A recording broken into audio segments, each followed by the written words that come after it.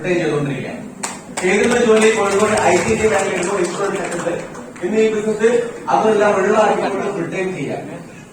എന്തുകൊണ്ട് ഈ business serious ആയിട്ട് ചെയ്യാൻ തീരുമാനിച്ചു?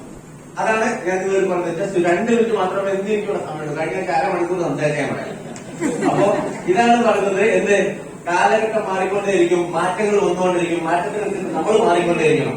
മാറ്റത്തിനനുസരിച്ച് നമ്മൾ മാറാൻ തയ്യാറായില്ലെങ്കിൽ മാറ്റം നമ്മളെ മാറ്റിക്കളയും.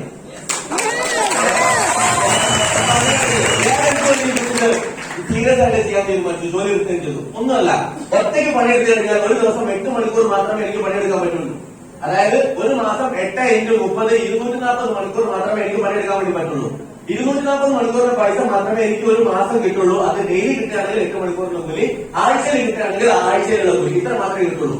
അങ്ങനെയാണെങ്കിൽ ഒന്ന് ആലോചിച്ച് നോക്കുക, എന്റെ കൂടെ ഞാൻ ഈ ബിസിനസ് ചെയ്യുകയാണെങ്കിൽ 1, 2, 3, 4, 5 വർഷം കൊണ്ട് ഞാൻ 1000 പേരുടെ ടീം ഉണ്ടാക്കിയാൽ അവർ ഓരോരുത്തരും 1 മണിക്കൂർ വീതം പ്രവർത്തിക്കുന്നുണ്ടെങ്കിൽ എന്റെ വർക്കിംഗ് അവർ ഞാൻ ഫുൾ ടൈം എന്റെ ടീമിലുള്ള 1000 പേര് ഓരോ മണിക്കൂർ പണിയെടുക്കുകയാണെങ്കിൽ 1000 × എന്റെ 8 മണിക്കൂർ ഒറ്റവർക്ക് 1008 മണിക്കൂർ പൈസ വിതൗട്ട് ഇൻവെസ്റ്റ്മെന്റ്, മുതൽ മുടക്കില്ല. ഒന്ന് ആലോചിച്ച് നോക്കുക. ഇത് തന്നെയാണ് അംബാനി ചെയ്തിട്ടുള്ളത്. അംബാനി ചെയ്തിട്ടുള്ള കാര്യം തന്നെയാണ്. 4 ലക്ഷം സ്റ്റാഫ് ഉണ്ട് അംബാനിക്ക്. അംബാനിയുടെ ടീമിൽ 4 ലക്ഷം ആളുകൾ.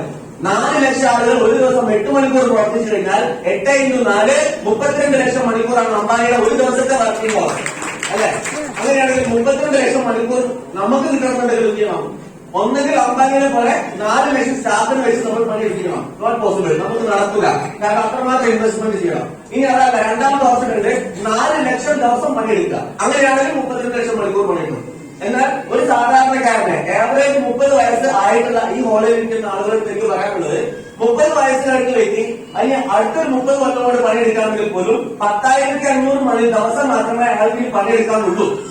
അങ്ങനെ 4 ലക്ഷം ദിവസം ഇതിന് പണിയെടുക്കാനില്ല. അപ്പൊ അത് പോസിബിൾ അല്ല. അപ്പൊ ഏക വഴി ഡയറക്ട് സെല്ലിംഗ് അല്ലാതെ ഇനി വേറൊരു ഓപ്ഷൻ ഇല്ല രക്ഷപ്പെടാൻ. അതിൽ തന്നെ ഡയറക്ട് സെല്ലിംഗ് സക്സസ് ആവണമെന്നുണ്ടെങ്കിൽ നിങ്ങൾ നോക്കിയാൽ പുറത്തേക്ക് ഇറങ്ങി നോക്കണം. ഒന്ന് ഇറങ്ങി നോക്കിയാൽ ആ ബസ് സ്റ്റോപ്പ് മുതൽ അപ്പുറത്തെ ബസ് സ്റ്റോപ്പ് വരെ റോഡ് ബ്ലോക്കാണ്. റോഡ് സൈഡിൽ നിങ്ങൾ നോക്കുന്നത് കേരളത്തിലെ മറ്റ് രാജ്യത്തിലെ കമ്പനികൾ ആയിക്കോട്ടെ, മോണിക്കാരായിക്കോട്ടെ, ആസിയൻ ആവട്ടെ, വെസ്റ്റീജ് ആവട്ടെ, ഒരു കമ്പനിക്കും സാറേ ഇത്രയും തന്നെ വേണ്ടി നടക്കുന്നില്ല. ഇത് അഭിമാനം കൊണ്ട് പറയാതെ, കോൺഫിഡൻസ് കൊണ്ട് പറയാതെ, ഇത് മൈലേജ് സ്റ്റൈലാണ്. അത്തരത്തിലുള്ള നേട്ടങ്ങളുണ്ടായിരുന്നത് ഇന്നും ഒരു സാധാരണക്കാരനായി വന്ന് ഒരു സെക്കൻഡ് CDS ബൈക്ക് ഓടിച്ചുകൊണ്ട് ഈ ബിസിനസ്സിലേക്ക് കടന്നു വന്ന് ഇന്ന് മേഴ്സിഡീസ് ബെൻസ് സഞ്ചരിക്കുന്ന ഒരു വ്യക്തിയാണ്. മൈലേജ് സ്റ്റൈലാണ്. നിങ്ങൾക്ക് മോശമാണ്. ഉറച്ചു വിശ്വസിക്കുക. നിങ്ങളുടെ ഉള്ളിന്റെ ഉള്ളിലുള്ള കഴിവുകൾക്ക് പുറത്തേക്ക് മൈലേജ് സ്റ്റൈൽ അതിന് 3 ലക്ഷം തരും, വീക്കിലി തരും, 2